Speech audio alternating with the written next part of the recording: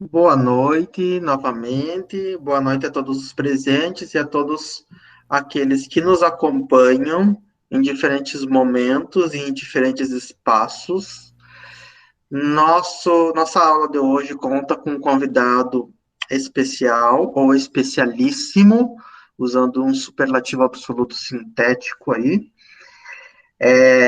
Professor Leonardo, professor aqui do Instituto Federal Campus Santana de Ipanema. Já trabalhou um encontro conosco, trabalhando linguagem e significado, cultura, linguagem e significado, mais uma perspectiva estruturalista, e hoje ele traz alguns outros conceitos, algumas outras problematizações. E, Leonardo, a palavra é tua, seja novamente muito bem-vindo. E já desde já eu agradeço a sua participação, colaboração. E convido todos os alunos a participarem, perguntarem, debaterem junto contigo. A palavra é tua. Bom, boa noite a todas e a todos, boa noite a todas as pessoas. Bom, eu que começo agradecendo ao professor Odair, já que a gente tem muitos e muitos projetos em conjunto, né? E para mim sempre é um prazer aparecer para debater, principalmente esses assuntos, né? Como se fosse um grande, como se fosse uma grande obrigação, mas na verdade não é, né? E principalmente porque eu acho que o momento da sala de aula, o momento das aulas, né? Esse momento é um momento de interação com os discentes, onde a gente pode elaborar, né? Para mim, sempre eu penso isso. O momento da aula é um momento de criação, onde a gente testa nossas hipóteses, nossos pensamentos, entendimentos que a gente tem dos textos. Às vezes também são grandes oportunidades para a gente retornar aos clássicos, né? Que a gente vai falar um pouco, voltar a fazer uma revisão da aula passada para a gente continuar aqui, né? Então, eu agradeço. Esse é mais um espaço onde eu tenho uma interlocução não só com você, mas com outras pessoas, e mais um espaço onde eu aprendo bastante, né? Apesar de a gente parar, tá na posição de professor. Mas só de preparar a aula, a gente já aprende bastante, né? Só de pensar e retornar. Então, imagina quando a gente tem as interações com os discentes e consegue dialogar sobre os conteúdos, né? E a gente tem mais oportunidade de aprender mais ainda, né? Bom, vamos direto ao ponto, então, né? O que a gente veio discutir aqui hoje em relação ao mês passado, né? O nome da aula é o mesmo, Cultura, Linguagem e Significado, né? Então, eu tenho como objetivo, vamos traçar os objetivos, uma linha argumentativa e a gente vai detalhar. Eu tenho como objetivo, né, tanto a aula passada como a de hoje, de traçar uma influência da linguística estrutural, né?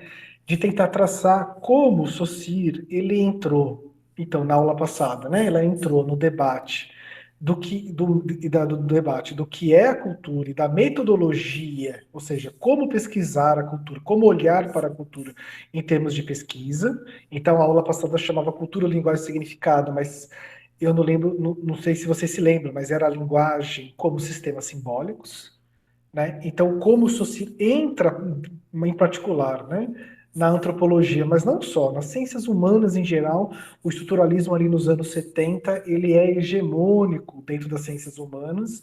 Inclusive, na aula passada, eu defini esse movimento como um giro linguístico da humanas que vem influenciar a história, a sociologia, a antropologia e as diversas ciências humanas ali, não só na França, mas quase que no mundo inteiro, né? Então, olhar como que a linguagem estrutural, desculpa, a linguística estrutural, ela influenciou as ciências humanas. Então, em particular, a aula passada a gente falou um pouco do Lévi-Strauss, brincamos com os exemplos dos significantes e significados, né? Tentei dar um exemplo que eu vou retrazer hoje para a gente partir daí para falar então da psicanálise, né? E aí o meu objetivo na aula de hoje, então, é mostrar como essa relação Saussure e Lévi-Strauss ela influenciou fortemente, né? Uma psicanálise pós-freudiana, em particular, né, a psicanálise na França, uma psicanálise lacaniana, onde o estruturalismo e o modo e a metodologia estrutural de se pensar a relação entre significante e significado e os ordenamentos lógicos entre significante e significante, então, fazendo uma tradução para uma outra linguagem, né?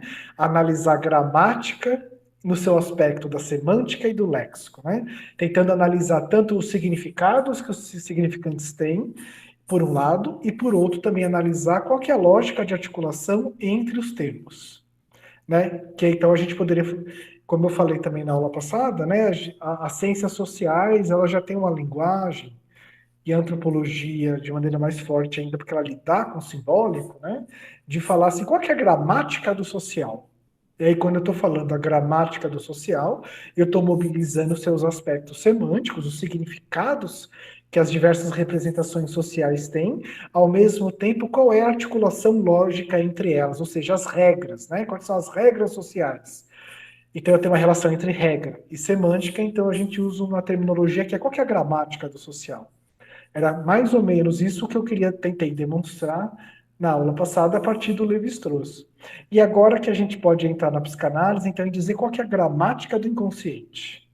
Quais são as representações e os seus significados, portanto, né, que estão nos inconscientes, e a gente vai entrar um pouquinho no Freud daqui a pouquinho, e pensar mais do que isso, qual que é a lógica de articulação que está em cada um dos nossos inconscientes. E a gente vai entender daqui a pouquinho que, por um lado, né, no social a gente fala de uma regra que é coletiva, mas quando a gente vai para a psicanálise e para formações dos inconscientes, a gente vai entrar por uma regra que ela é individual, né? Tanto por isso que o texto que eu indiquei do Lacan para a aula de hoje, o nome dele é O Mito Individual do Neurótico. Né? Então, enquanto a antropologia está tentando olhar o mito nos seus aspectos compartilhados, ou seja, né, os sentidos compartilhados entre os sujeitos, a psicanálise ela acaba olhando como cada um de nós temos um mito individual, mas a lógica de afecção, né, de olhar, de pesquisar, de interpretar é a mesma, que é a relação significante entre os significantes e as relações que o significante tem com o significado, né?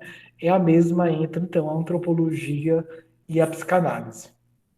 De olhar, então, para o mito individual do neurótico. Então, esse é o meu objetivo, né? Inclusive, no final da aula, a gente vai brincar com as diversas metáforas e metonímias que compõem os nossos sintomas. Eu vou dar exemplo de sintomas, como essa relação, essas relações de linguagens, elas são a terminologia de interpretação do sintoma para essa psicanálise, então, que a gente pode denominar de pós-freudiana ou de psicanálise lacaniana, né? Mas vamos passo a passo, porque o tempo urge enquanto nós estamos nos divertindo, né?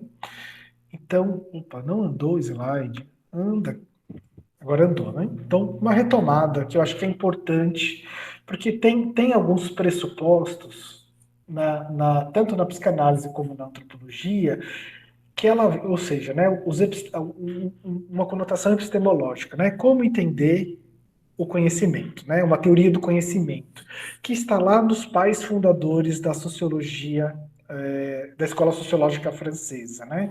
Então, essa forma, como entender como a realidade funciona a partir de como nós compreendemos o mundo. Né, para dar uma definição sintética do que seria epistemologia. Talvez já esteja lá nos pais fundadores da escola sociológica francesa. Né?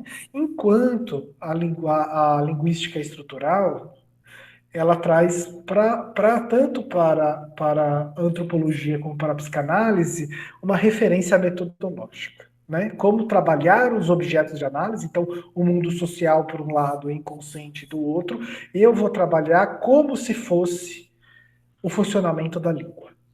Então eu vou trabalhar a cultura como se fosse o funcionamento da língua e eu vou trabalhar então o nosso inconsciente como se fosse um funcionamento da língua, né? Então essa já é uma grande metáfora que está lá, mas os pressupostos foram formados na origem da escola sociológica francesa. Então na aula passada eu falei um pouco para vocês do Durkheim, do Mauss, né? Inclusive até um debate, porque o Durkheim que eu estou pegando aqui, o pai da sociologia, que normalmente a gente tem a sociologia no ensino médio, ou quem vai fazer ciências sociais nos primeiros anos, né? A gente está pegando um Durkheim que é muito pouco lido. O Durkheim é o velho Durkheim. É um Durkheim já da maturidade, que começou a escrever com seu sobrinho, né? Que é o Marcel Mauss. Inclusive, tem muita gente que diz que, como o Mauss era ainda jovem e estava ali com o Durkheim, então, quando a gente faz um artigo com os nossos orientandos e põe o nome dos dois, mas na verdade foi feito pelo orientando. Então, tem esse debate de autoria, se é do Mauss, se é do Durkheim, se é em 4 mãos ou somente em 2 mãos do Mauss, em que, de uma certa forma, o Durkheim se apropriou desse trabalho, né? Até engasguei. Não estou fazendo isso com meus orientandos, não. Isso foi um ato falho. Vamos falar de ato falho já já. Já já a gente vai ver os atos falhos, o que significa para a psicanálise, né?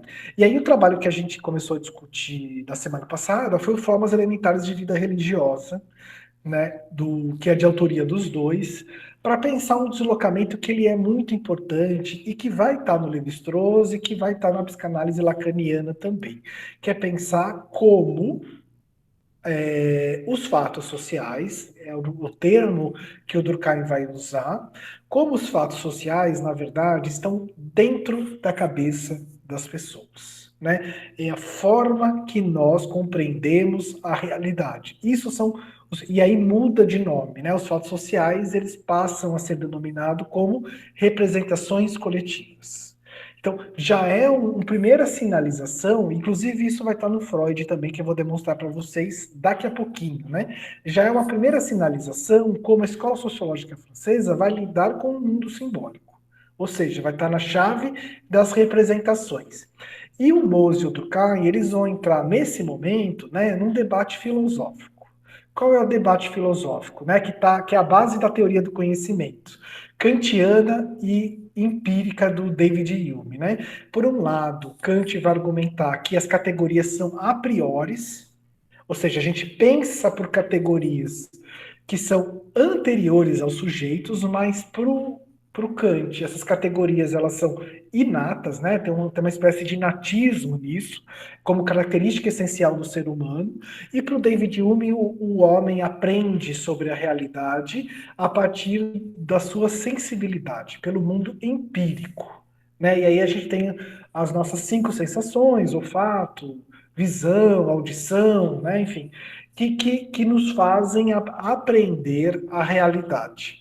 O Durkheim e o Mose vão falar dentro desse. E eles estão estudando religiões, né? O que eles estão chamando nesse momento de religiões primitivas, que é o totemismo australiano, para pensar essas relações, né? Ele vai falar assim: os dois estão parcialmente certos e os dois estão parcialmente errados. Kant está certo de pensar que as categorias que a gente pensa a realidade, elas são anteriores aos sujeitos, mas não tem nada de inato. São sociais. Quando nós nascemos, o mundo simbólico já está formado, o modo de compreender o mundo, os diversos modos de compreender o mundo já estão formados e nós, ao nascer, nós aprendemos esse mundo simbólico. Mas sim, as categorias, então aí já tem um certo deslocamento, que essas categorias são representações, já estamos entrando no mundo da linguística, né? Essas representações são anteriores, quando nós nascemos, ou seja, elas são exteriores, né? Tá aqui a palavra exterior. E esse modo de ver, ele é imposto para nós pela educação e principalmente pela imitação que as crianças fazem em relação ao mundo adulto, por isso que ela é coercitiva, essas representações. E elas são gerais porque elas são compartilhadas. E quanto mais geral, mais forte vão ser essas representações e essas imposições sobre os sujeitos. Então, vamos supor que a gente vive num país em que 80% da população seja homofóbica, né? Olha o tamanho da força dessa representação. Então, o que nós estamos fazendo por meio de reprodução da educação dentro da família e da escola, né? Formando pessoas que vão ter esse tipo de representação, porque é muito geral. E se você tem uma visão mais desconstruída, seja na escola, no mundo adulto, você vai passar por sanções sociais que tá mais tem mais a ver com o constrangimento que o Durkheim vai chamar de psicológico, né? Então a gente vai ter, se nós tivermos homens afeminados, ele vai ser chamado pejorativo de alguns nomes, mesmo que ele não seja homoafetivo, porque a gente passa por sanções dentro dessas representações coletivas. Esta ideia, né, que é fundamental, que está lá no debate de como nós aprendemos o mundo, ela passa tanto por Levi-Strauss como para a psicanálise. Né? O mundo simbólico, ela é anterior aos indivíduos. O Lacan vai ter um aforismo, né? O que é um aforismo? É uma frase de efeito ditas muitas vezes, que aí as pessoas apreendem, né? Que ele vai falar assim: um significante representa para outro significante um sujeito. Quem é o agente dessa representação para definir o que é o sujeito? É a cadeia significante. É a cadeia simbólica que define as possibilidades de sujeito. É isso que ele está dizendo. Essa ideia já está lá dos pais fundadores da escola sociológica francesa. Um significante, ou seja, um termo da cadeia simbólica, mesmo sem o seu significado, representa para outro significante a definição do sujeito. Né? É como se a gente nascesse, né, e as identidades que nós vamos assumir, como filho, pai, homem, mulher, marido, estudante, professor, elas já estão formadas em representações na cabeça das pessoas. E aí, quando eu falo assim, eu sou professor, mesmo que a gente não debata o que significa singularmente o tipo de professor que eu sou, vocês já têm formado na cabeça de vocês de maneira compartilhada essa categoria e as suas diversas definições, né? E inclusive quando eu nasci, essa definição de professor já existia e provavelmente quando, ou seja, ela é anterior a mim, ela é exterior a mim e provavelmente quando eu falecer, afinal de contas, somos todos seres finitos.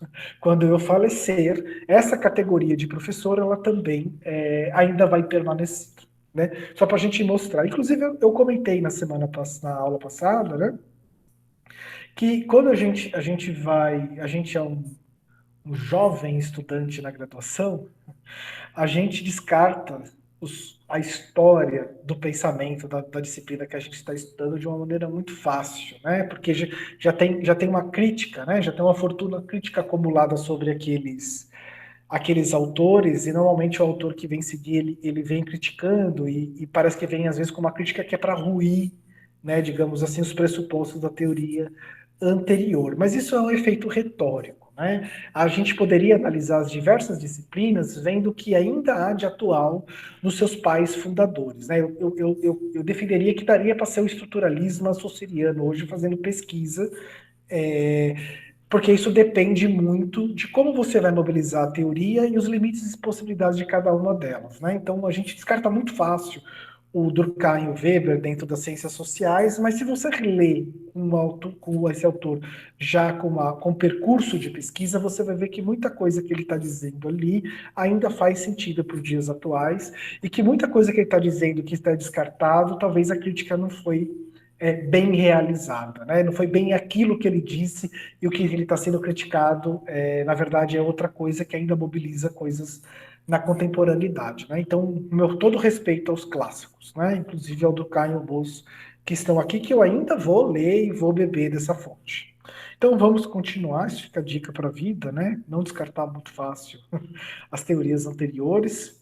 E aí, ainda continuando numa revisão da semana da aula passada, não sei porque está semana passada, preciso depois analisar o meu inconsciente para ver se há falho, né? Mas vamos chegar no Freud daqui a pouco. Eu falei do Levi-Strauss, e como o Levi-Strauss, então, ele faz uma apropriação dessa teoria da língua, de se pensar a língua, então, de uma relação entre significantes, e eu vou dar um exemplo daqui a pouco da mobilização disso no mundo simbólico, né, no mundo da antropologia, de pensar a língua, então, entre uma relação entre seus significantes. Eu tenho ordenamento lógico, as línguas têm um ordenamento lexical, de ordenamento dos seus termos, né, de se pensar a relação entre os termos, e também eu tenho uma semântica, né, que está em relação ao significante. Mas já no Saussure, isso vai estar no Lévi-Strauss, isso vai estar no Lacan, essa relação significante, ela é fundamentalmente arbitrária. Né? Ela não tem nada nos termos e nas coisas nas palavras e nas coisas que indicam, né? Às vezes fazer, claro, fazer uma história dos significados ajuda a gente a descrever muita coisa, né? Mas no limite, a origem desses termos, do significado das coisas e a origem das regras de relação entre os termos, a origem dela é totalmente arbitrária. Não há nada na palavra, não há nada nas coisas que indicam por que as coisas são denominadas desse jeito e porque ela se relaciona com outras coisas dentro da conotação linguística, né, delas mesmas. Né? A relação ela é uma relação arbitrária. E aí, então, eu tenho que analisar e desvendar o significado das relações significantes. Eu já vou definir melhor o significante e significado daqui a pouquinho. E os seus significados a partir de uma descrição, vai falar lá o Levi-Strauss. Isso sim é fazer uma etnografia para o Levi-Strauss. O Levi-Strauss é fazer qual é o ordenamento da regra social entre os termos, né? E a regra social é entender a lógica de articulação entre os termos. E ele já vai ali, ele já era um leitor de Freud, o Levi-Strauss, e ele vai dizer que essas regras sociais, que têm um ordenamento a partir da linguagem, eles são inconscientes. Inclusive, está no Levi-Strauss já, a partir da leitura que ele faz de Freud, dizer assim: se eu tenho linguagem, eu tenho um inconsciente. É claro que o inconsciente ele muda a partir das regras de articulação do social e da língua. Né? Então, não dá para dizer que os Yanomamis têm o mesmo ordenamento ou de inconsciente e social, né? Usando o Levi-Strauss e o Lacan, do que nós, do mundo ocidental, né? Que talvez hoje já tenha, porque já não são povos isolados, né? Mas eu poderia, se eu tivesse povos que não têm contato, porque tem gente que fala assim, mas será que os índios têm consciente? Não, não tem, e na verdade isso é uma visão etnocêntrica. Ah, não, consciente só temos nós, né? Não. Né? Os diversos sujeitos têm o inconsciente a partir das suas articulações simbólicas e linguísticas, né? E ele também vai pegar as regras sociais, né, e falar assim, é uma metáfora. O mundo simbólico, e a gente vai falar que a metáfora melhor daqui a pouquinho, né? Funciona como se for uma substituição de termos, né? O mundo simbólico funciona como funciona as regras linguísticas. E aí a gente pode lembrar rapidamente, né, dos exemplos que eu trouxe na aula passada, né? Eu tenho o significante verde, né, que tem diversas representações aqui. Conforme eu articulo o verde com outros significantes, que vão mobilizar significados na relação entre esses significantes, eu mudo o ordenamento simbólico que eu estou inserido. Né? Então, se eu pegar o verde das regras de trânsito, ele tem um certo significado. E claro que o verde e o siga em frente é uma relação arbitrária, assim como na língua, né? E também o verde em relação ao amarelo, em relação ao vermelho, também é uma relação arbitrária. Mas dentro desse sistema simbólico, olha como eu estou analisando, como se analisasse uma língua, né? Dentro desse sistema simbólico, o verde é siga em frente, o vermelho pare e o amarelo preste atenção. E aí eu tenho um ordenamento, né? Eu poderia, por exemplo, falar que a regra de articulação entre os significantes é a de locomoção. Pare, preste atenção, que talvez você tenha que parar abruptamente, siga em frente. Ou seja, eu tenho um ordenamento lógico para que cada relação entre os termos significantes produzam, né, os seus significados. Mas o verde, fora de outra cadeia significante, fora de outro universo simbólico, é outra coisa. Né? Então, a gente pode ir para a bandeira do Brasil, e eu até brinquei na aula passada, né? O verde é a mata, são nossas florestas, né? Só que deveria estar cinza aqui, porque a gente queimou quase tudo já, né? Ou seja, tem o verde que tem um outro ordenamento de significado, e esse, olha que interessante, né? No trânsito, o verde e o amarelo estão em relação também, não é fantástico? E aqui na bandeira também, o verde e o amarelo estão em relação. Só que o amarelo aqui são nossas riquezas, o nosso ouro que foi explorado na colonização e foi tudo parar na Inglaterra para fazer a Revolução Industrial. Não tem mais ouro no Brasil, mas o amarelo aqui está significando o ouro, né? Se eu pegasse o verde na bandeira do Império, que é um deslocamento, né? temos aqui o verde. O que é o verde? O verde é a família Bragança. O amarelo é a família Habsburgo, é a união da princesa Leopoldina com o nosso querido príncipe Dom Pedro I, né? Inclusive está aqui como a gente é uma nação de produção de drogas, né? A gente tem aqui uma folha do tabaco, né? Fantástico, a folha do tabaco na bandeira imperial, e a gente tem uma folha do café, né? A gente tem grandes estimulantes na bandeira do império, fantástico. Mas tudo isso para mostrar o meu argumento fundamental que onde está, qual é a relação da cadeia significante, né, no caso aqui o verde com o amarelo, isso e essa relação ela é arbitrária, a partir da dedução do que são os seus significados, é a forma que a gente analisa o mundo social. É a forma que a gente analisa a cultura. Né? Então, se eu quero fazer uma descrição, né, da homofobia no Brasil, eu vou ter que perguntar para as pessoas e pesquisar como elas definem a palavra hétero e a palavra homo. E lembrando que essa relação entre a palavra hétero e a palavra homo é uma relação arbitrária, mas é uma relação necessária, né? São a partir de relações de significante que eu analiso o mundo social, né? A partir da relação entre homem e mulher, a partir da relação homo-hétero, que eu vou analisar, então, a questão do machismo e a questão da homofobia, né? A partir de pares significantes. E tanto no Levi-Strauss como no Lacan, essa relação ela é primordial. Eu tenho uma primazia do significante, em termos da primazia dos significados do termo. Né? É entre homo e hétero, vazio, como pares opostos, que eu vou analisar a cultura e o sistema simbólico. Você levantou a mão, Wellington? Você quer fazer uma pergunta? Senhor, desculpe cortar um pouco a fala do senhor, mas eu acho que isso daí justifica um pouco, né, a relação do signo descrito por Voloshinov, né, do círculo de Bakhtin, a questão do círculo ser ideológico. Seria uma justificativa, né, para a teoria. Eu acho que a teoria é muito voltada para isso tudo que o senhor está explicando. O que diferiria, então, aqui o estruturalismo, né, para pensar essa questão do binarismo e dos pares significantes que estão dentro da nossa cabeça, é que para o ciclo do Bakhtin, né, há uma verdade das relações.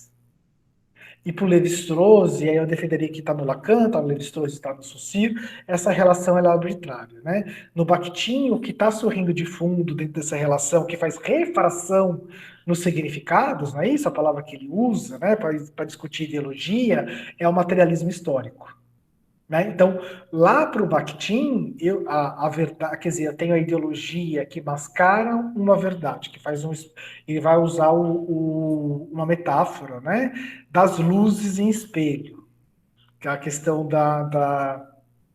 dessa relação da linguagem. Né? Então, na verdade, eu não tenho um espelhamento correto da linguagem com o real das relações, porque há um sistema de refração que faz com que a imagem saia distorcida. Então, para ele, essa relação significante-significado lá no Bakhtin, ele tem sim uma verdade das relações e algo que não é totalmente, então, arbitrário, como a gente pensa no estruturalismo. Saussure, Lacan e Lévi-Strauss, né? Que há uma verdade, que a verdade das relações é o materialismo histórico calcado na luta de classes, né? Então, eu faria essa ressalva. Mas sim, tem aproximações dentro dessa relação de se pensar, então, qual é a representação das relações homoafetivas e das relações heteroafetivas que está dentro da cabeça das pessoas. Para o Bakhtin, vai caminhar para o materialismo histórico. Para o Lévi-Strauss, essa relação é arbitrária. Para a gente pensar numa espécie de intervenção a partir do estruturalismo levi-straussiano, seria como se a gente tivesse que fazer as pessoas desaprenderem. Já que o sistema simbólico é anterior aos sujeitos, então antes de nascer eu não consigo mexer nada nessa teoria, nessa construção do simbólico, um modo de intervenção que inclusive vai estar no Foucault, né? O Foucault ele é um pós-estruturalista, a gente está misturando várias referências, né? Mas Michel Foucault, também um filósofo francês, que escreveu a partir dos anos 60, né? Faleceu no começo dos anos 80, inclusive o Foucault veio para o Brasil fazer conferências em São Paulo, na Unicamp e na USP, né? ele vai pensar, ele que é um pós-estruturalista, ele vai pensar modos de intervenção e de engajamento nessa chave epistemológica que é o estruturalismo. E aí, qual que é a chave de eu tenho que fazer as pessoas desaprenderem? Né? Eu tenho que fazer um tipo de intervenção de desaprendizagem. A gente tem que desaprender a ser homem, desaprender a ser a mulher, para a gente intervir na questão do machismo, por exemplo. Né? Isso estaria lá, isso seria uma forma de se pensar o Lévi-Strauss e forma de intervenção política, mas perfeito, né? A gente tem pares de oposição, que são pares de significante, que produzem, dentro dessas configurações, os seus significados, e é assim que eu interpreto e descrevo o sistema simbólico. E aí, a gente tem que entender um pouco, a gente está no Lacan, o que é o universo do inconsciente. Porque o Levi-Strauss, apesar de falar que eu tenho língua, eu tenho consciente, e vai falar, inclusive, que as regras sociais, por exemplo, as regras matrimoniais das tribos indígenas, ela está inconsciente naqueles sujeitos. Né? Mas ele não vai fazer uma teoria do inconsciente. Quem vai fazer uma teoria do inconsciente é Freud. E aí, o método de eu interpretar o consciente seria o método estrutural para o Lacan. Então, vamos fazer um breve parênteses aqui, para a gente ver que, inclusive, eu acho que tem aproximações entre o acontecimento Freud, é isso é assim que o Lacan define Freud, né? O acontecimento Freud, o que é o acontecimento Freud? Seria mais ou menos a descoberta do inconsciente, né? E como isso produz ruído para todo o entendimento do que é o sujeito dentro da modernidade, né? E a gente já vê por que isso causa ruído. Entra, então, um modo de tratamento do Freud e do Durkheim, né? Porque eles fazem um giro olhando para as representações e já começa a entrar, então, no terreno do simbólico, no terreno da linguística, né? Então, Freud, ele teve uma vida longa, é uma produção longuíssima, né?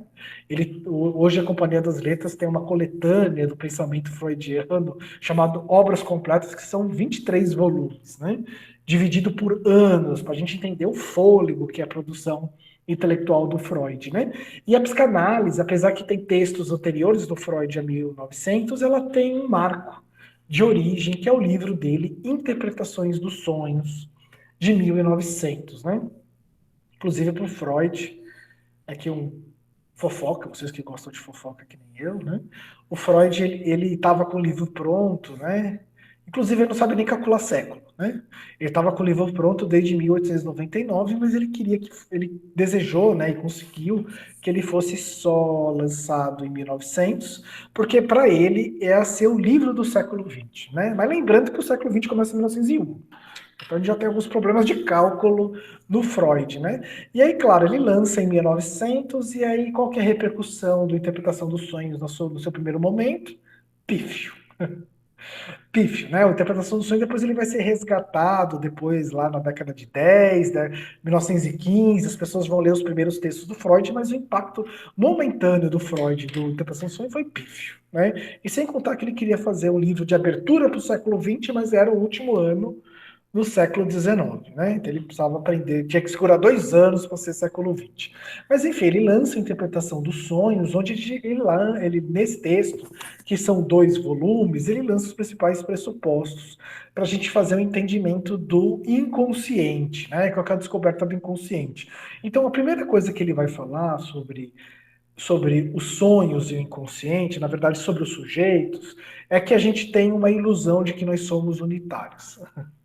Na verdade, né, toda essa filosofia de Descartes para frente, né, que vai ter sua culminância ali em Kant, em Hegel, né, de falar que o sujeito moderno é um sujeito racional, individual, né, o sujeito é um indivíduo, ou seja, sem divisões. Na verdade, esse tipo de interpretação sobre o sujeito está errada. Por que ela está errada? Porque a partir da clínica psicanalítica, eu consigo analisar os diversos conflitos que cruzam, atravessam os sujeitos. Os sujeitos são atravessados por conflitos, né? E conflitos que, inclusive, que a gente conversa com a gente mesmo, né? Daqui a pouco eu vou terminar essa aula, vai estar gravado, eu vou falar, Léo, vou bater na mesa, hein? Léo, seu idiota, por que você falou tal coisa naquele momento? Você tinha melhores exemplos? Ou seja, né, a gente tem divisões internas que a gente, inclusive, dialoga conosco mesmo nessas divisões. Né? O sujeito não é indivisível. E o que estabelece a divisão dos sujeitos são repressões. Nós somos todos aqui pessoas reprimidas que estabelece, então, a noção dos nossos conflitos, né? Então, provavelmente eu vou falar assim, Léo, você falou tal coisa e não falou tal coisa, porque eu não me permiti falar. E aí vai me gerar culpa depois por não ter falado determinadas coisas, mas eu não me permiti, eu me reprimi na hora da aula, e por causa dessa repressão, que causa, então, que tem como consequência uma divisão no sujeito. O Lacan vai falar que nós somos todos sujeitos barrados, né? Uma interpretação de um sujeito S barrado, eu tenho uma representação lógica para esse sujeito, né? Que é dada pela linguagem, lá para o Lacan, mas aqui para o Freud, né? A divisão do sujeito ela é produzido pelo que então a repressão vai ter um nome que é um recalque. Todos nós neuróticos aqui, no fundo, somos recalcados. O que seria o recalque, né? Seria uma representação dos nossos desejos que a gente não quer saber dele. No fundo, a gente sabe, mas a gente sabe não querendo saber. Ou a gente sabe não querendo saber nada disso. Essa parte, né, que já está desde o nosso desenvolvimento infantil, de que a gente não quer saber, que a gente sabe, mas não sabe, né? Que a gente não quer elaborar um formulário, que a gente não quer enfrentar esses desejos, isso ele vai chamar de inconsciente. Né? Então, o inconsciente, né, é algo que é definido pelo recalque. Eu não sei e não quero saber disso, e por isso eu transformo isso numa produção inconsciente. Mas isso que está formulado em inconsciente, ele sempre retorna nas minhas condutas. Tem ações que eu faço que eu não quero saber porque eu estou fazendo, e aí não quero saber porque eu estou fazendo, né? Mas eu estou fazendo, ela é definida pelo que está inconsciente. Essas ações que retornam no meu cotidiano ou na minha mentalidade, né? Então a gente tem os obsessivos fazendo repetições, a gente tem o que ele vai chamar de histéricos e histéricas que somatizam no corpo essas questões, essas repressões, né? É no sintoma. Né? Então o sintoma é como se fosse uma representação deslocada daquilo que está no inconsciente. E é por isso que eu estou usando esses termos de deslocado, de representações, porque na verdade o Lacan vai falar, ó, no fundo, Freud já era um estruturalista. É que ele não tinha as ferramentas para dizer isso. Ele já era lá, né? Deslocamento, ele vai analisar os sonhos, né? Então, os sonhos, como é que eu tenho acesso, por Freud, né? Como é que eu tenho acesso àquilo que está recalcado? Como é que eu tenho acesso àquilo dos meus desejos que eu não quero saber disso, que é insuportável para mim esse desejo, então eu coloco ele nas minhas formações inconscientes. Pelo sonho, né? Por isso que ele chama a interpretação do sonho, pelos atos falhos, né? Às vezes chega um ato falho, assim, a gente se assusta ali, né? Também fiz um ato falho, não quero saber muito dele, depois eu vou analisá-lo. Né? Mas é pelos atos falhos, né? Que a gente quer dizer alguma coisa, mas aí algo nos faz dizer outra no lugar. Que, na verdade, expõe uma verdade inconsciente, um desejo reprimido. Né? Então, os sonhos, que eu já vou falar um pouco mais dos sonhos e como os sonhos, segundo Lacan, já está lá as representações da metáfora da metonímia, né? Os sonhos e o xiste. Que o xiste são aquelas piadas breves, que são sacadas, né? São sacadas daquele momento que expõem uma verdade que está escondida das relações e das pessoas, né? Então, quando vai falar do xiste, né, a palavra que dá no comecinho do livro, o xiste e as manifestações do consciente, o Freud já dá um exemplo, né, que tem aqueles almoços de família, de uma família tradicional, mas tem pessoas que são mais famílias do que as outras, né? Nem todo parente é convidado para uma festa de uma família, né? De uma família específica que ele dá como exemplo, né? Não é convidado para aquela festa da família. Só quem tem dinheiro tem dinheiro, né? Então, quem tem dinheiro dentro daquela família é convidado para o Natal. Quem não tem dinheiro daquela família não é convidado. E aí, de repente, chega alguém nessa festa de família e fala: estamos todos aqui familinário. Ou seja, faz uma condensação, uma metonímia, uma condensação entre família e milionário, que é uma brincadeira inclusive linguística, né? Mas essa brincadeira familionário expõe a verdade das relações daquela família. Só é importante para essa família quem tem dinheiro. Os familiares pobres estão fora. Mas é uma sagacidade do contexto, né? O xiste é aquela sagacidade que expõe, mas ela é sempre contextual, que expõe a verdade inconsciente daquelas relações. Ninguém ali vai falar, não, na verdade, pobre não entra nessa família. Mas é algo que ninguém enfrenta isso, mas pelo xiste eu dou acesso ao que está no inconsciente e naquilo que as pessoas não querem saber sobre aquilo, né? Tem algo de reprimido ali. Então, os atos falhos, os xistes, as brincadeiras, né? Às vezes pode ser uma brincadeira bem jocosa, eu poderia, brincando um pouco sobre os fofoqueiros e as fofoqueiras, e esse ideário, né, de que as mulheres são as fofoqueiras e os homens não, eu poderia entrar. Vocês estão entrando, eu estava ali conversando e fazendo fofoca com o Taíra, apesar que a gente não faz isso, né? Pronto, isso foi um xiste. Apesar de a gente não fazer isso. É claro que eu estou fazendo um deslocamento de negação, mas na verdade é uma afirmação. Isso seria um xiste que está mostrando a partir do jogo de linguagem, mostrando a verdade das relações, né? Esse tipo de brincadeira contextual que vocês entendem que eu estou sendo irônico, a ironia, né? Uma figura de linguagem importante para a língua portuguesa, né? A ironia, dentro de um jogo de relações contextual, está mostrando qual é a verdade inconsciente. Que, na verdade, sim, eu posso negar, eu posso não querer saber disso, mas sou sim, quando encontro o Odair, sou sim um fofoqueiro.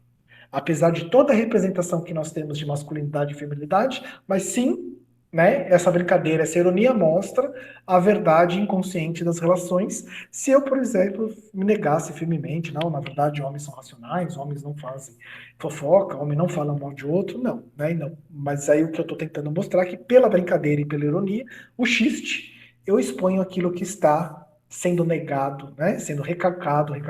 Uma outra forma de definir o que é recalque é negação, é o que o sujeito nega para si mesmo. E o que o sujeito nega para si mesmo produz uma divisão conflituosa para si mesmo, né? E como é que então eu tenho acesso à origem de cada recalque?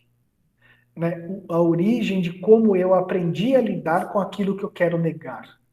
Para o Freud é o complexo de Édipo, né? Então, na primeira infância, pela criação, há uma relação de identificação de amor entre a mãe, né, ou a pessoa que cria, e seus filhos. E em algum momento, essa simbiose, que para aquele pequeno indivíduo bebê, que normalmente dura até ali 6 meses, um ano, né, mais ou menos o tempo da amamentação, para aquele pequeno bebê, ele entende que a mãe é ele e ele é a mãe. Há uma identificação profunda, né? Inclusive, tem muita gente que vai discutir como na modernidade a gente tem uma criação muito individualista, né? Em sociedades tribais, o nome mãe serve para todas as mulheres adultas parentes da mãe. Ou seja, quem que amamenta a criança? Todas as mulheres adultas parentes da mãe. E mora todo mundo no mesmo espaço, né? Então são ali 10 tias. Quem é responsável pela criação dessa criança? Os atos falhos. Os atos falhos têm a ver com a relação significante, né? Proximidade, criação, criança. Isso deve ter a ver alguma coisa com a com a formação do meu inconsciente, esse jogo de palavras, esse tipo de metáfora. É o como funciona o inconsciente. Vamos chegar no Lacan já já já. Mas há esse debate, né, que na modernidade as famílias nucleares produzem uma relação de simbiose entre a pessoa que está criando e a pessoa que é criada, né, para sair dessa questão do inatismo, né? Porque isso não é importante. A palavra mãe para o Freud não significa questões biológicas, né? Mãe é quem cria aqui para ele, né? Então a pessoa que cria e a pessoa que é criada. Em outras sociedades a gente não tem essa formação. A criança é criada por várias pessoas, né? Mas enfim, então ela tem essa ilusão dentro do complexo de Édipo ali por Freud, que é uma relação identitária direta entre mãe e filho.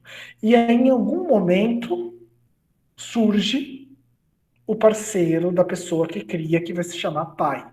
Essa pessoa que cria e que chama pai vai demandar da pessoa que cria, da mãe, que ela também dê atenção para ela, para ela. Né? Então, o pai demanda, você fica dando atenção para esse moleque, para essa menina aí, mas eu também tenho as minhas necessidades, né? Em termos das famílias do século XIX. Talvez hoje as coisas tenham mudado um pouquinho, né? Ou seja, há algo que a mãe deseja para além da criança. E aí a criança ali vai entender que ela não é, não sumiu a minha apresentação, some não, que não completa o desejo da mãe. Então significa a castração. Eu não a criança ali, né, inconscientemente aprende que ela não completa, ela não tem todo o amor da mãe. A mãe ama outras coisas e que normalmente, inclusive, ela tem uma demanda de amor, que é o pai ou o parceiro da pessoa que cria, né? Para a gente sair dessas terminações biologizantes, porque não está no Freud. Freud, tudo isso são representações simbólicas, são representações. Então, como é que a gente aprende a lidar com aquilo que a gente quer negar? Qual que a gente quer negar? Que a gente ama a nossa mãe no sentido de que a gente deveria completá-la totalmente. É isso que é insuportável para o sujeito criança. E aí eu tenho que lidar ainda com a concorrência do amor do pai, né? O amor do pai pela mãe. Eu tenho que competir com o pai para amar a minha mãe. E aí, quando ele vai ler a história do Sófocles, o Édipo Rei, né? Ele não acha, como muita gente afirma, que a gente é uma continuação da sociedade grega. Ele leu aquela história e falou: tá vendo? Estruturalmente, isso é semelhante ao que acontece nos mitos individuais neuróticos, né? Que acontece na origem daquilo que é recalcado nos sujeitos. E por isso que ele vai dar o nome de complexo de Édipo. E para a gente avançar, né, vamos entrar no Lacan rapidamente, mas eu já adiantei muita coisa aqui. Né? Como Lacan, que vai ser um leitor de Lévi-Strauss e de Freud, e vai misturar e vai adaptar os dois para uma teoria do inconsciente, onde então ele vai apontar que é isso. O nosso inconsciente, ele é estruturado como uma linguagem. Eu tenho acesso ao inconsciente a partir da análise das relações significantes próprias do inconsciente. Nos atos falhos, nas associações livres em análise, o Freud também vai falar isso lá, nos xistes, né, e nos sonhos. Então, quando eu estou sonhando com uma certa representação, eu não tô, como eu estou escondendo algo que eu não quero saber, essa representação é uma metáfora. Eu tenho que fazer um deslocamento significante, então eu sonhei com uma mulher belíssima. Né? E aí vai ter análise de sonhos. Em primeiro que a gente é irônico com nós mesmos.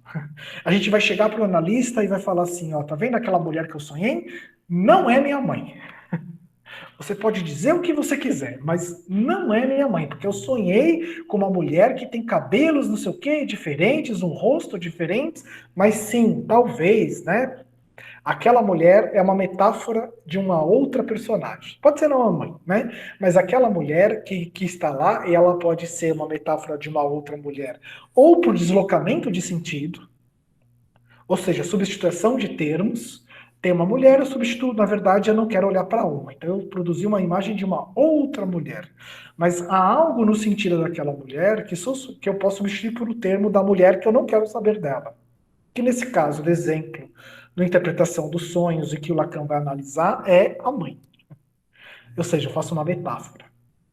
Ou eu faço uma condensação, e a palavra condensação já está no Freud, né? Mas ele não fala de metonímia. Ou é uma condensação que faz, sei lá, parte pelo todo, né? Na verdade, o cabelo que está ali, o rosto é diferente, mas o cabelo que está ali é o cabelo da minha mãe, né? O jeito de falar é o jeito da minha mãe, ou seja, tem um processo de fusão que é uma metonímia. A forma de funcionamento do inconsciente para o Lacan é estruturado como uma linguagem. Assim como o simbólico, né, o mundo cultural para o Lévi-Strauss era estruturado como uma linguagem. Mas a regra de articulação entre os termos, para fazer essa metáfora, para fazer a cadeia significante entre as mulheres da minha vida, ela é uma linguagem própria. É como se cada sujeito tivesse uma língua que articula a regra de articulação entre o seu próprio inconsciente.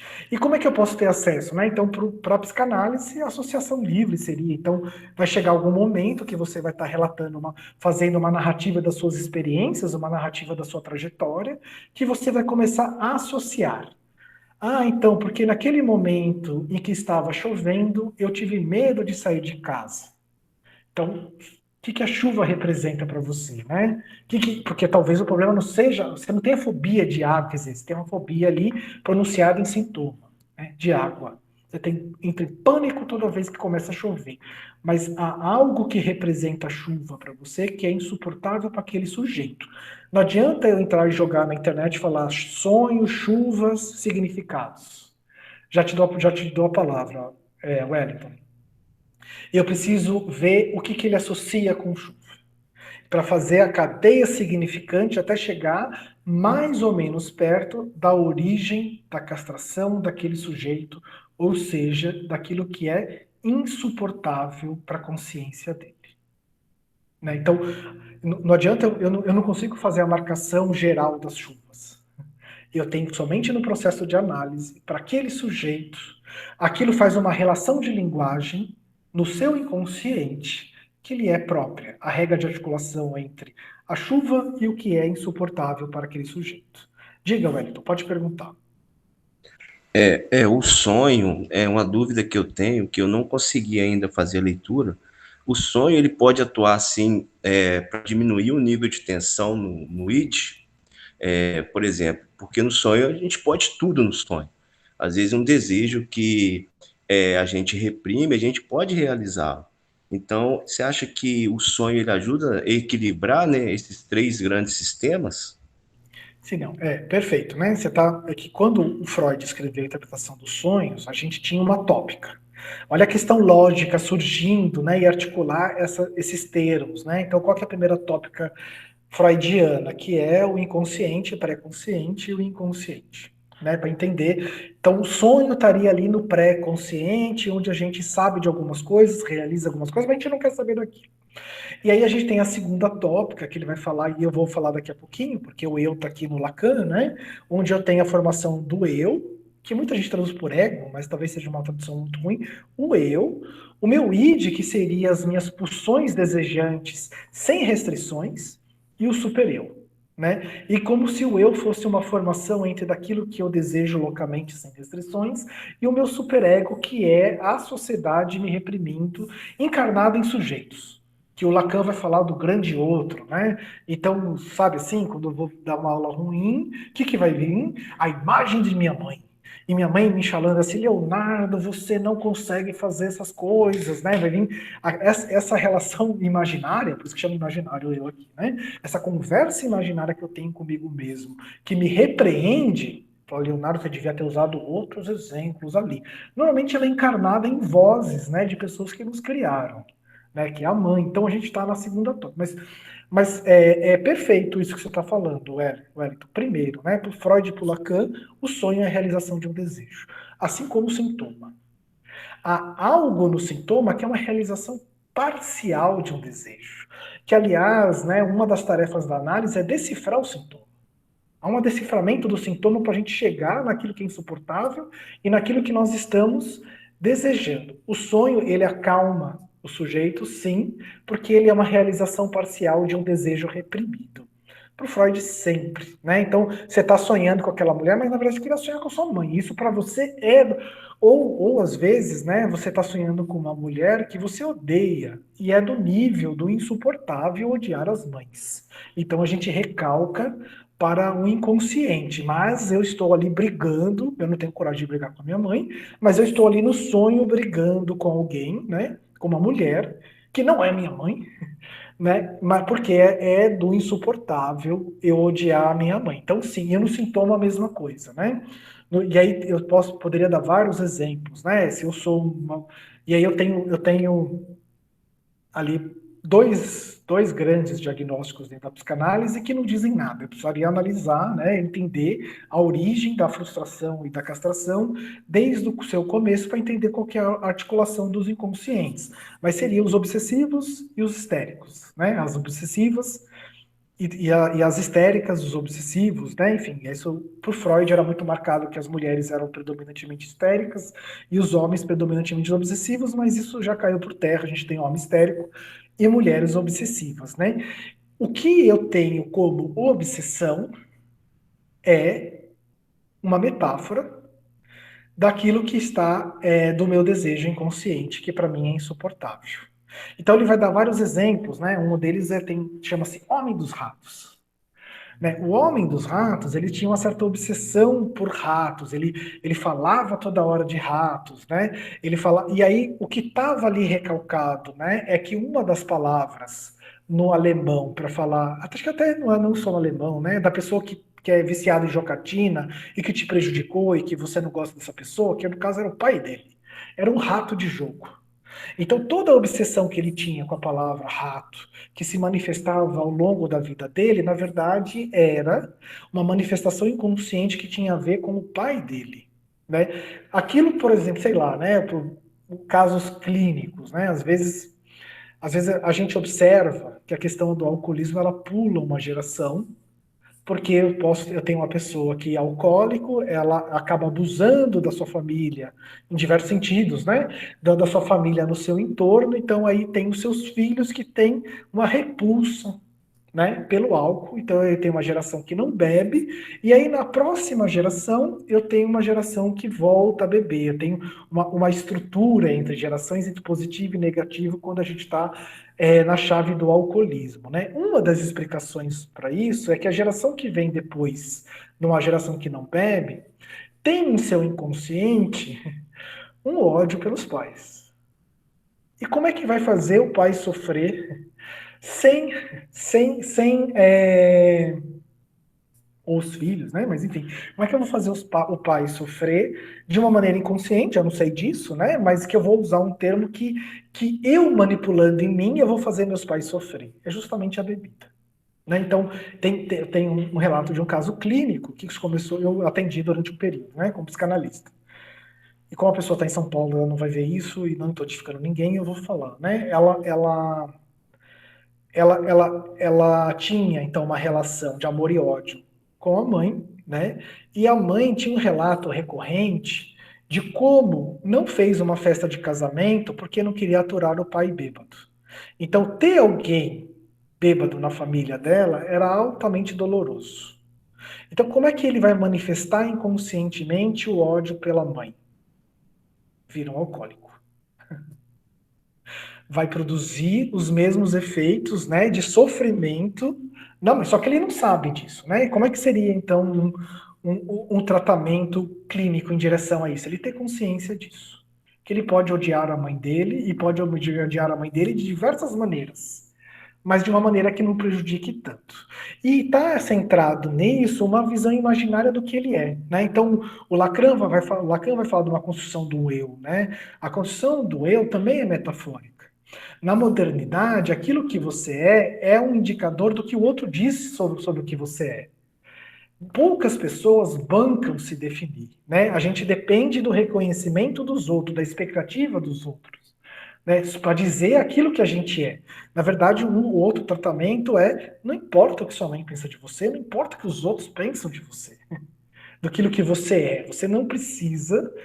E aí a gente esvanece, né? Essa é a palavra que o Lacan, a gente tira o eu, né? Aquilo que você acha que você é boa parte construído pelo que os outros dizem o que você é. Então, quando você tira essa relação de que o importante é o que o outro diz, aquilo como você se define também não é muito claro. Você vai se definir pelos seus desejos, então, né? Então, por isso que está falando assim, a confirmações e reconhecimento dos outros, que seria um universo simbólico, é definido pelo que os outros acham. Só que isso é uma relação imaginária. Né? Quem nunca aqui fala assim, não, eu para agradar tal pessoa, eu vou fazer tal coisa, e a pessoa não fica agradada. Porque aquilo que você está fazendo para agradar os outros é uma expectativa de que se acha de você em relação ao outro. Não sei se está confuso, né? Então vamos dar um exemplo prático. Né? Então eu sei Que o Odair, ele gosta de doces. E aí fala assim, tô precisando, né? Eu quero ser um cara legal, eu quero ser um bom amigo. Quem não quer ser um bom amigo, né? Só que aí é um erro, né? Eu sou eu, e se o Odair gostou de mim, se não gostou, azar o dele. Né?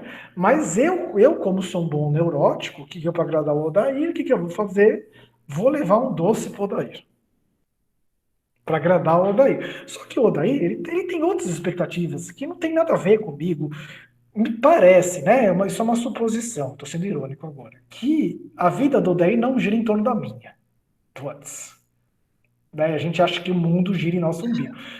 Disso eu tenho certeza, né? Não, é uma hipótese, né? É uma suposição. Que a vida do Odair não gira em torno da minha. E aí eu levo Uma doce. hipótese bem verdadeira. E aí, enfim, sei lá, né? O Odair tá fazendo regime, o Odair tá fazendo qualquer coisa, ele tá num mau dia. Aí eu levo o doce pro Odair, o que, que o Odair faz? Joga o doce na minha cara. E aí, claro, a gente fala assim, pô, meu, mas tá vendo? Eu faço tudo pelo Odair. Eu tento agradar.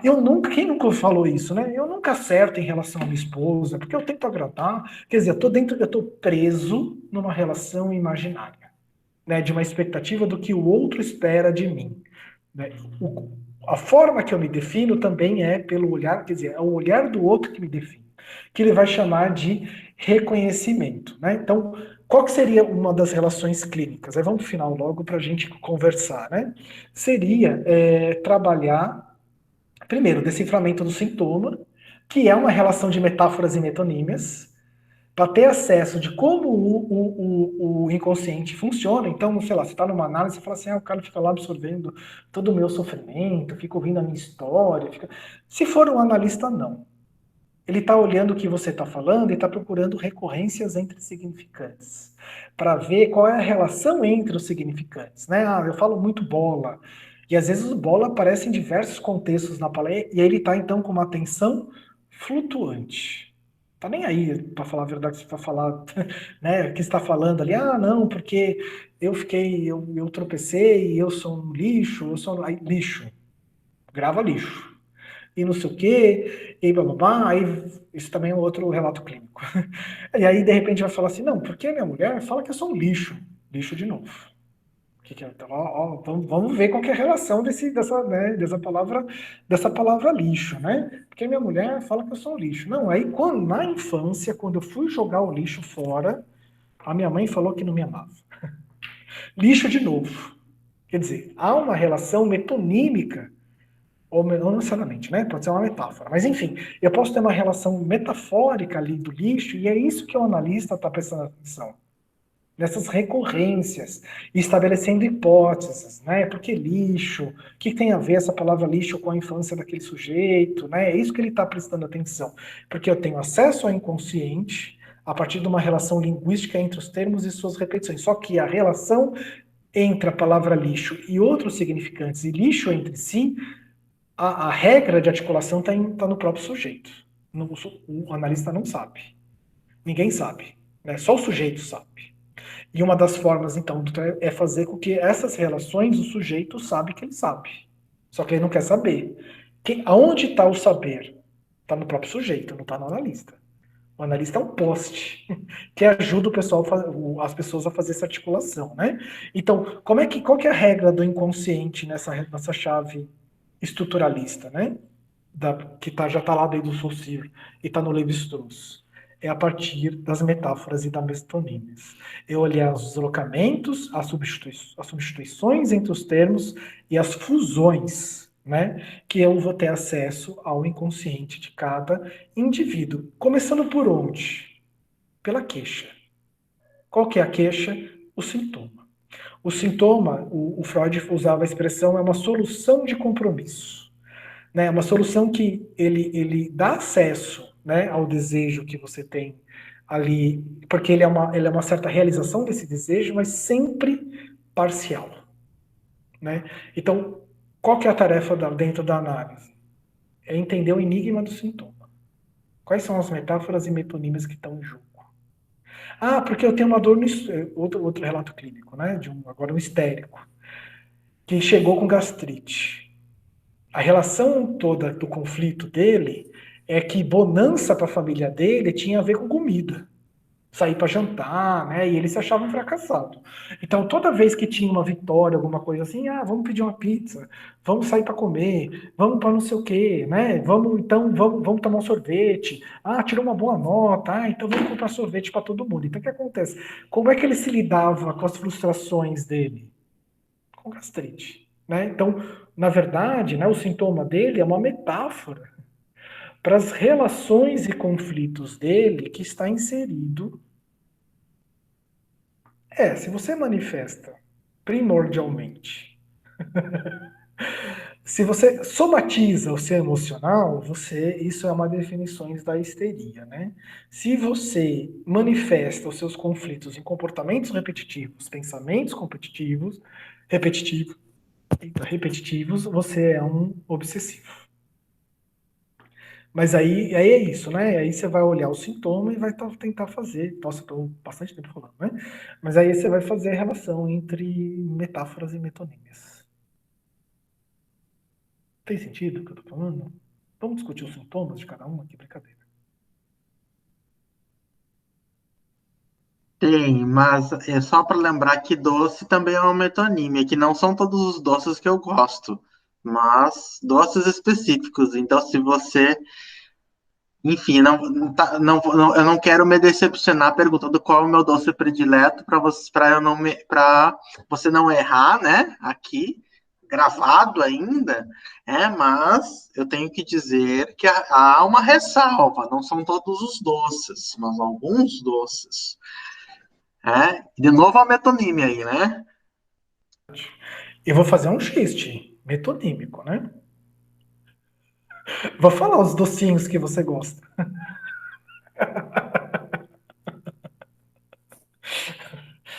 E eu diria que eu não sou um rapaz doce, eu sou um rapaz amargo. Brincadeira, Onda. Mas talvez tenha a ver com isso. Olha a brincadeira do xiste. Mas você está terminando isso? Ou você já terminou, ou você está passando a palavra? Ou Eu nenhum dos... terminei. Não, eu terminei. Eu tô passando a palavra. Wellington. Isso é muito interessante. Eu trabalhei durante 20 anos em uma farmácia, e a farmácia que eu trabalhava não era uma farmácia barateira. Era uma farmácia tradicional. O proprietário, uma pessoa mais antiga, ele tinha um sistema de trabalho que não priorizava muito descontos. Aí os clientes gostavam de comprar lá porque por causa do ponto tradicional, né? Sempre foi uma farmácia e tudo. E na maioria das vezes eles compravam, mas eles falavam, ó, tá roubando. Ó, seu preço tá alto. E essa palavra roubar, ela entrou no meu inconsciente. Toda vez que uma pessoa fala que eu estou subtraindo algo dela, eu fico tão chateado.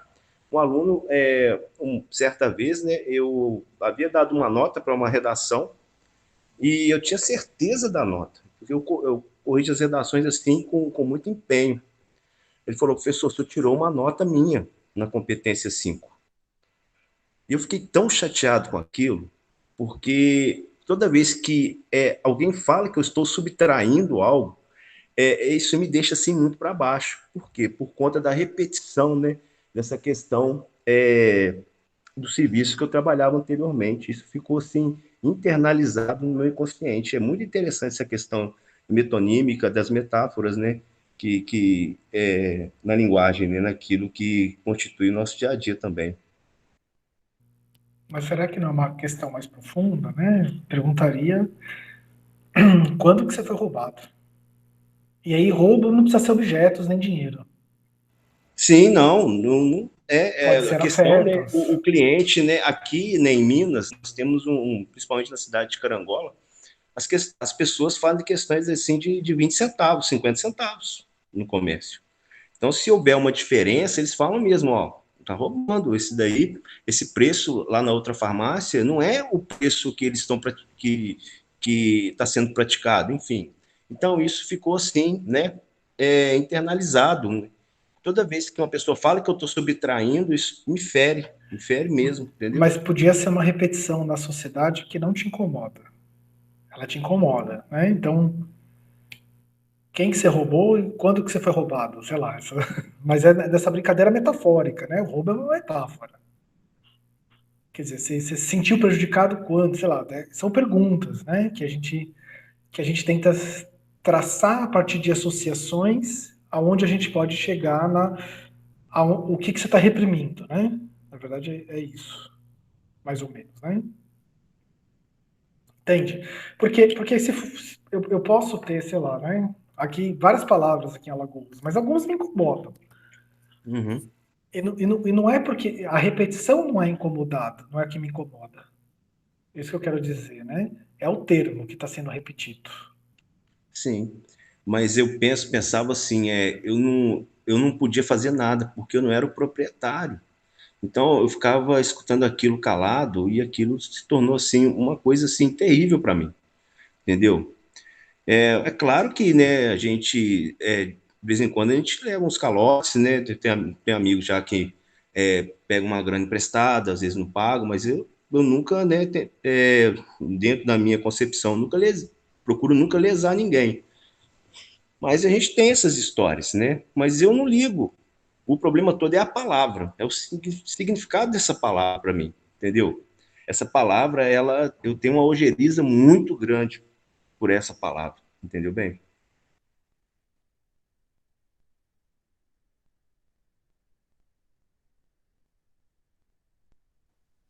Alguém mais gostaria de fazer alguma pergunta, comentário, questionamento, xingamento?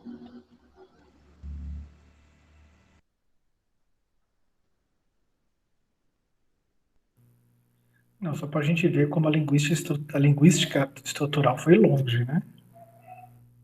Foi.